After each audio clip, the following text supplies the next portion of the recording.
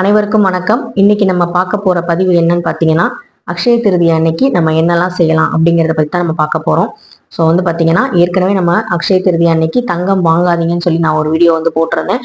அதுக்கு காரணம் இருக்கு. அது பார்த்தீங்கன்னா, அந்த லாங் வீடியோ நான் டிஸ்கிரிப்ஷன்ல கொடுக்குறேன். கண்டிப்பா பாருங்க. அதுக்கு முன்னாடி நம்ம சேனலை சப்ஸ்கிரைப் பண்ணாம இருக்கிறவங்க சப்ஸ்கிரைப் பண்ணிட்டு பாருங்க. இப்போ வாங்க நம்ம வீடியோக்குள்ள போயிடலாம். அக்ஷய திருதி அணி அப்படின்னு பார்த்தீங்கன்னா, அந்த நாளில் பார்த்தீங்கன்னா மகாலட்சுமிக்கு உரிய நாள் அப்படிங்கிறத மட்டும் நம்ம எடுத்துக்க கூடாது.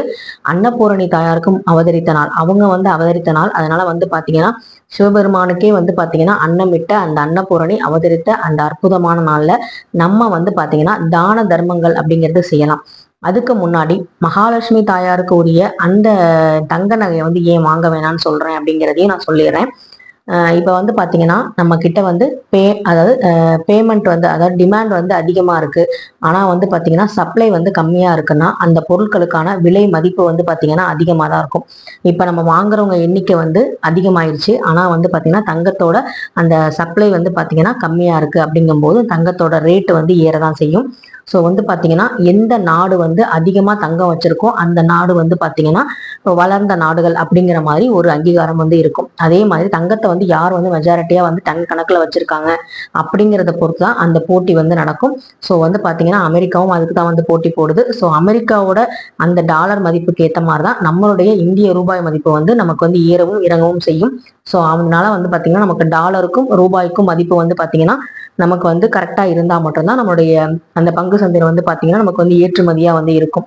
ஸோ பார்த்தீங்கன்னா இந்த மாதிரி நிறைய விஷயங்கள் இருக்கு. இதுல பாலிடிக்ஸ் இருக்கு. தங்கம் வாங்குறதுல நிறைய பிசினஸ் தந்திரம் இருக்கு, வியாபார தந்திரம் இருக்கு. அதே மாதிரி பார்த்தீங்கன்னா ஒரு ஆசையை தோன்றதுல இருக்கட்டும், இல்லை நிறைய விஷயங்கள் நமக்கு இதுல நடக்கும். ஸோ இதெல்லாம் நம்ம அனலைஸ் பண்ணிட்டு தங்கம் வாங்கலாமா அப்படிங்கிறத, இந்த நேரத்துல வாங்கலாமா அப்படிங்கறத யோசிங்க. கல்யாணம் பண்ண போறாங்க, அந்த வீட்டுல ஏதாவது விசேஷம் நடக்குது, அப்ப தங்கம் வாங்கிதான் ஆகணுங்கிற பட்சத்துல அதை நீங்க ரெண்டு வீட்டாரும் பேசி இந்த நேரத்துல இதுக்காக நம்ம கடன் வாங்கணுமா அப்படிங்கறது நீங்க யோசிங்க. ஸோ அது மாதிரி யோசிச்சு நல்ல நீங்க தங்கம் குறையும் போது கூட நம்ம இந்த சீரா செஞ்சுக்கலாம் அப்படிங்கிற மாதிரி கூட நீங்க செய்யலாம். ஸோ அது மட்டும் இல்லாம இந்த தங்கம் வாங்குறத விட வெள்ளியோட மதிப்பும் இப்போ பார்த்தீங்கன்னா ஏறிக்கிட்டே போகுது. ஸோ பார்த்தீங்கன்னா வெள்ளியில உங்களால வாங்க முடியும் அப்படின்னா வெள்ளியில ஏதாவது சின்னதா ஒரு பொருள் வாங்கிக்கோங்க. இல்லை உங்ககிட்ட தங்கம் வாங்குறதுக்கு காசு சேர்த்துருக்கீங்க, ஆனா இப்போதைக்கு இதை வாங்கினா நமக்கு ப்ராஃபிட் இல்லை அப்படின்னா நீங்க உங்க வீட்டுல வெள்ளி விளக்கு இல்லை, இல்லை வெள்ளியில ஏதாவது பொருள் இல்லை, இல்லை வெள்ளி மோதிரம் வாங்கணும் அப்படிங்கிறனா கூட நீங்க வாங்கிக்கலாம்.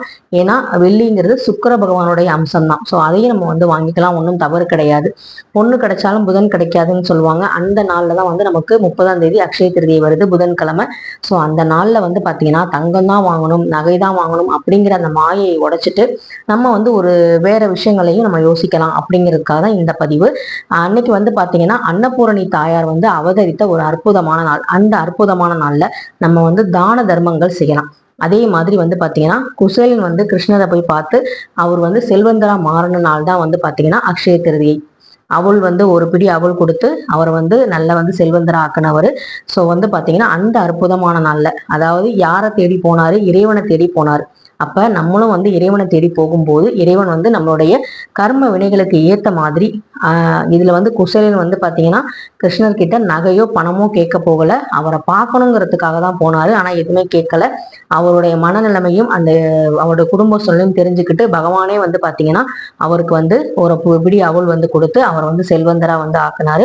ஸோ அப்படிப்பட்ட ஒரு அற்புதமான நாள். இதுல இருந்து நம்ம என்ன தெரிஞ்சுக்கணும் அப்படின்னா, பகவானை போய் தரிசிக்கக்கூடிய ஒரு அற்புதமான நாள் தான் இந்த அக்ஷய திருதியை நாள். ஸோ இந்த அக்ஷய திருதியை நம்மளுடைய வாழ்க்கையில பாத்தீங்கன்னா இறக்கு முகமா இருக்கு, இறங்கு முகமா இருந்தாலும் இனிமே வருங்காலத்தில் நம்மளுடைய வளர்பிறையில நம்மளுடைய வாழ்க்கை ஏறுமுகமா இருக்கணுங்கிற நம்பிக்கையோட நீங்க ஆன்மீக விஷயங்கள் நிறைய செஞ்சீங்கன்னா நமக்கு இன்னுமே பாத்தீங்கன்னா நல்ல விஷயங்கள் எல்லாமே நடக்கும். ஏன்னா நம்ம பாத்தீங்கன்னா போகும்போது நம்ம புண்ணியங்களை மட்டும்தான் நம்ம எடுத்துட்டு போக முடியும்.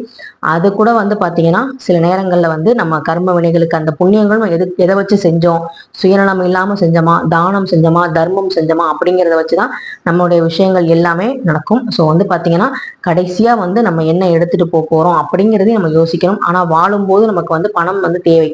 அதுக்கு நம்ம சந்ததிகளுக்கு பணம் சேர்த்து வைக்கணும், அதுவும் இல்லைன்னு சொல்லல. ஆனா இந்த அக்ஷய திருதிக்கு நம்மளால வாங்க முடியாதவங்களுக்காக தான் நான் இந்த பதிவு கொடுக்குறேன். உங்ககிட்ட நிறைய பணம் இருக்கு, நீங்க தங்கம் வாங்கினீங்கன்னா தாராளமா வாங்கலாம். ஏன்னா நம்மள மாதிரி ஆளுங்க என்ன பண்ணுவோம்னா, எப்பவுமே மிடில் கிளாஸ் வந்து பாத்தீங்கன்னா மேலேயும் போக முடியாது, கீழேயும் வர முடியாது, நடுத்தட்டுல வந்து நம்ம இருக்கணும். அதாவது பணக்காரனாவும் நம்மளை காட்டிக்கணும், ஏழையாவும் நம்ம இருக்கிற மாதிரி இருக்கும். ரெண்டுக்கும் நடுவில் வந்து நம்ம வந்து பேலன்ஸ் பண்ணி போற மாதிரி இருக்கும். ரெண்டையுமே வந்து இறங்கவும் முடியாது, ஏறவும் முடியாது, அந்த அளவுக்கு இருப்போம். ஸோ அதனால மெஜாரிட்டியான பீப்புள் வந்து பாத்தீங்கன்னா நம்ம நாட்டில் வந்து மிடில் கிளாஸ் ஃபேமிலி தான். ஸோ அவங்கள சார்ந்து வந்து பாத்தீங்கன்னா இந்த பதிவு நான் கொடுக்குறேன். அது மட்டும் இல்லாம தங்கம் வாங்குறோம், எதுக்காக நம்ம சேர்த்து வைக்கிறோம் மிடில் கிளாஸ் ஃபேமிலி அப்படின்னா, எமர்ஜென்சியா ஒரு செலவு பண்றதுக்காக தான் வந்து சேர்த்து வைக்கிறோம். அப்படி எமர்ஜென்சி செலவும் இப்ப பண்ண முடியுமா, வைக்க முடியுமாங்கிறது ஒரு கேள்விக்குறியா இருக்கு. ஏன் அப்படின்னா, நம்ம வந்து தங்கம் வைக்கிற இடத்துல அந்த ஃபைனான்ஸ் வந்து பாத்தீங்கன்னா அந்த பேங்க் வந்து சரியான ப்ராப்பரான முறையில் ரன் ஆகுதா, லைசன்ஸ் இருக்கா, எல்லாமே வந்து ப்ரூஃப் வந்து கரெக்டா இருக்கான்னு இருக்கணும். அதே மாதிரி தங்கம் வைக்கிற நம்மக்கிட்டையும் அந்த நகை வந்து நம்மளோட தானா, அதுக்கு ப்ரூஃப் இருக்கா அப்படிங்கிறதையும் பார்ப்பாங்க. ஏன்னா இப்போ வந்து தங்கம் வந்து இவ்வளவுதான் ஒரு வீட்டில் இருக்கணும் அப்படிங்கிற அளவுகள் எல்லாமே வந்து கொண்டு வந்துகிட்டு இருக்காங்க கவர்மெண்ட்ல. ஸோ அது வந்து எல்லாருமே கேள்விப்பட்டிருப்பீங்க. ஸோ ஒருத்தங்க வந்து ஒரு குடும்பத்துக்கு வருமானத்துக்கு ஏற்ற மாதிரி எப்படி வருமான வரி கட்டுறோமோ அதே மாதிரி தங்கமும் இவ்வளவுதான் வச்சுக்கணும் அப்படிங்கிற மாதிரி நிறைய வந்து கொண்டு வராங்க. ஸோ வந்து பாத்தீங்கன்னா இதை நம்ம சேர்த்து சேர்த்து சேர்த்து நம்ம வந்து டென்ஷன் ஆகிறதுக்கு நம்ம வந்து பாத்தீங்கன்னா ஒரு ப்ராப்பரா வந்து நம்ம வைக்க முடியும், நம்ம எல்லாம் பண்ண முடியும், எமர்ஜென்சிக்கு வைக்க முடியும் அப்படின்னா நம்ம வந்து சேர்க்கலாம். இல்லைன்னா நம்ம வந்து ஒரு நல்ல விஷயம் வந்து பண்ணலாம். இந்த மாதிரி போஸ்ட் ஆஃபீஸ்ல வந்து பாத்தீங்கன்னா ஆர்டி கட்டலாம். பணம் வந்து நீங்க வந்து பெருகணும் அப்படிங்கிறதுக்காக தான் நீங்க தங்கம் வாங்குறீங்க, செல்வம் நம்ம வீட்டுக்கு வரணும்னு. அது தங்கத்துல மட்டும்தான் இருக்குன்னு இல்லை. நீங்க வந்து ஒரு போஸ்ட் ஆஃபீஸ்ல ஒரு 500 ரூபாய்க்கு வந்து ஆர்டி கட்டலாம். இல்ல நகை சீட்டு வந்து நீங்க போடவே இல்லை இது வரைக்கும் அப்படின்னா அதுல ஒரு நகை சீட்டு போடுங்க. அதே மாதிரி குபேரர் வந்து பாத்தீங்கன்னா செல்வந்தரை வந்து செல்வந்தங்களை எல்லாம் இழந்து வந்து அதுக்கப்புறம் மீண்டது வந்து பாத்தீங்கன்னா இந்த நாள் தான். ஸோ வந்து பாத்தீங்கன்னா எல்லாருமே வந்து பாத்தீங்கன்னா தன்னுடைய இழந்த சொத்துக்களை திரும்ப வந்து மீண்டது தான் வந்து பாத்தீங்கன்னா இந்த அக்ஷய திருதி அப்படிங்கிறதா வந்து நிதர்சனம். ஸோ வந்து பாத்தீங்கன்னா நீங்களும் இழந்தவைகள் வந்து பெறணும் அப்படிங்கிறதுக்காக நீங்க வந்து வேண்டுதல் வைங்க. நல்ல வந்து ஒரு ஆத்மார்த்தமான ஒரு பூஜை பண்ணுங்க. நல்லபடியா வந்து பாத்தீங்கன்னா வீட்டுல வந்து நெய் விளக்கு ஏற்றி வந்து பூஜை பண்ணிட்டு நீங்க நல்லபடியா வந்து அந்த அக்ஷய திருதி அன்னைக்கு எல்லா கடவுள்களையும் குலதெய்வ வழிபாடு உள்பட எல்லாத்தையுமே நீங்க வந்து செய்யுங்க. ரொம்ப ரொம்ப ஒரு நல்ல பொற்காலமா வந்து நமக்கு வந்து பாத்தீங்கன்னா அது வந்து மாறுறதுக்கான வாய்ப்புகள் இருக்கு. இது மாதிரி நான் ஏற்கனவே அந்த பதிவுல இன்னொரு விஷயமும் சொல்லியிருந்தேன், அதையும் நீங்க வந்து செஞ்சு பாருங்க. அந்த பதிவு வந்து நான் டிஸ்கிரிப்ஷன்ல கொடுக்குறேன், கண்டிப்பா வந்து பாருங்க.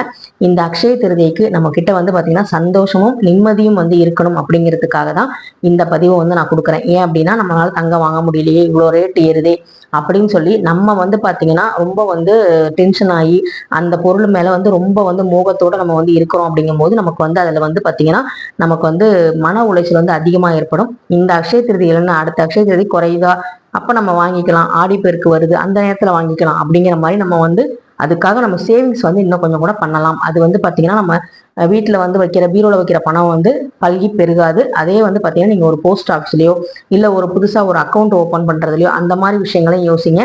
அதுல வந்து நீங்க வந்து பணத்தை வந்து சேர்த்து வைங்க. இல்லைன்னா உங்களால எதுவுமே பண்ண முடியல அப்படின்னா ஒரு உண்டியல் வாங்கி அந்த உண்டியல்ல நீங்க வந்து காசு வந்து போட்டு அன்னையில இருந்து சேர்க்க ஆரம்பிங்க. அது உங்க குலதெய்வத்துக்காக நீங்க உண்டியல் இது வரைக்கும் வாங்கல அப்படின்னா கூட அந்த உண்டியலை வாங்கி வச்சு நீங்க வந்து குலதெய்வத்துக்காகவும் சேமிச்சு வைக்கலாம். அக்ஷய திருதி அன்னைக்கு எல்லாரும் சொல்றது உப்பு வாங்குங்க, இல்லை வந்து பார்த்தீங்கன்னா வெள்ளி வாங்குங்க, தங்கம் வாங்குங்க, எல்லாமே வாங்குங்கன்னு சொல்றாங்க. நான் வந்து பார்த்தீங்கன்னா உண்டியல் வாங்குங்க, உண்டியல்ல உங்க பணத்தை சேருங்க. ஏன்னா பணம் இருந்தாதான் நம்மளால வந்து பார்த்தீங்கன்னா மற்றவங்க மத்தியில கௌரவமா வந்து வாழ முடியுங்கிற சூழ்நிலை நம்ம இருக்கோம். ஸோ வந்து பார்த்தீங்கன்னா நீங்க பணத்தை சேமிக்க வைக்கிறதுக்கு என்னென்ன வழிமுறைகள் இருக்கு அப்படிங்கிறது பாருங்க. நான் அக்ஷய திருதி அன்னைக்கு என்ன பண்ணலாம் அப்படின்னு இருக்கேன்னு யோசிச்சு வச்சிருக்கேன். அதை வந்து எக்ஸிக்யூட் பண்ணிட்டு அதுக்கப்புறம் உங்ககிட்ட நான் வந்து பதிவை வந்து ஷேர் பண்றேன். ஸோ நிறைய விஷயங்கள் வந்து சொல்லியிருக்கேன். யார் யாரெல்லாம் அக்ஷய திருதி அன்னைக்கு இந்த விஷயங்கள்லாம் பண்ணி அந்த பூஜையை பண்ணி நம்ம வந்து பாத்தீங்கன்னா கடவுளை வழிபட்டு நல்ல நிலைமைக்கு போயிருக்காங்கிறதும் நமக்கு புராணங்களையும் இதிகாசங்களையும் சொல்லப்பட்டிருக்கு. அது மட்டும் இல்லாம அக்ஷய திருதி அன்னைக்கு நீங்க வந்து பாத்தீங்கன்னா புத்தகம் வாங்கி கொடுங்க. யாருக்காச்சும் உங்க பிள்ளைங்க படிக்கிறாங்க அப்படின்னா ஸ்டேஷனரி ஐட்டம் வாங்குங்க, பென்சில், பேனா. இந்த ஜூன் மாசம் ஸ்கூல் திறக்கிறது இல்லையா, அதுக்காக வந்து நீங்க வந்து பேனா, நோட்டு, பென்சில் அந்த மாதிரி வந்து புத்தகங்கள் வாங்குங்க. அவங்களோட அறிவு வந்து பெருகணும், நல்லபடியா வந்து நல்வழியில வந்து கல்வியில வந்து சிறந்து விளங்கணும் அப்படிங்கிற மாதிரி விஷயங்கள்லாம் யோசிச்சு அதை பத்தி நீங்க வந்து யோசிங்க. ஸோ வந்து பாத்தீங்கன்னா அக்ஷய திருதியை வந்து பாத்தீங்கன்னா வெறும் தங்கம் வாங்கறதுக்காக மட்டும் இல்லை, நம்ம கிட்ட இருக்கிற எது இல்லையோ அது வேணும்னு வேண்டி அது வந்து பல்கி பெருகணும் அப்படிங்கிறதுக்காக தான் இந்த அக்ஷய திருதியை நம்ம வந்து கொண்டாட போறோம் அப்படிங்கிறத மைண்ட்ல செட் பண்ணிக்கோங்க. அடுத்த அக்ஷய திருதி அன்னைக்கு இந்த நிலைமையில இருந்து நான் ஒரு படி மேல வந்து உயர்ந்திருக்கணும் அப்படிங்கிறத மட்டும் நினைங்க. கண்டிப்பா நீங்க வந்து நினைச்சது வந்து நடக்கும். அதே மாதிரி அக்ஷய திருதி அன்னைக்கு நான் சொன்ன மாதிரி சரஸ்வதி கடாட்சமிக்க அந்த புத்தகங்கள், நோட்டு, பேனா வாங்குங்க. அதே மாதிரி உப்பு வாங்குறதா இருந்தா, தானியங்கள் எதுவா இருந்தாலும் உங்க வீட்டுல வந்து குறைவா இருக்கும், அந்த தானியம், அரிசி, பருப்பு எது உங்களுக்கு குறைவா இருக்கும் அது வாங்க வேண்டிய சூழ்நிலை இருந்தா அதை வாங்கி வச்சுக்கோங்க. எதுவுமே வாங்க வேண்டியதில்லை, எல்லாமே நிறைவா தான் இருக்கு. தங்கம் வாங்கலாம் நினைச்சேன் வாங்க முடியல அப்படின்னா நீங்க உண்டியல் வாங்கி கண்டிப்பா வந்து சேர்த்து வைங்க. உங்க குலதெய்வ உண்டியலாவே இருக்கட்டும், இல்ல உங்க இஷ்ட தெய்வம் கோயிலுக்கு போக முடியல, எதுவும் தடையாவே இருக்குன்னா அதுக்கு ஒரு உண்டியல் வாங்கி அந்த அக்ஷய திருதி நாள்ல நீங்க வந்து சேர்க்க ஆரம்பிங்க. உங்க தடைகள்லாம் விலகி நல்லபடியா வந்து எல்லாமே நல்லபடியா நடக்கும். ஸோ இந்த வீடியோ பதிவு உங்களுக்கு ஏதாவது ஒரு வகையில பயனுள்ளதா இருக்கும்னு நினைக்கிறேன். பயனுள்ளதா இருந்தா கண்டிப்பா நம்ம சேனலுக்கு சப்ஸ்கிரைப் பண்ணுங்க. அதே மாதிரி இந்த வீடியோ பிடிச்சிருந்தா லைக், ஷேர், கமெண்ட் பண்ணுங்க. நெக்ஸ்ட் வீடியோல பார்க்கலாம். நன்றி, வணக்கம்.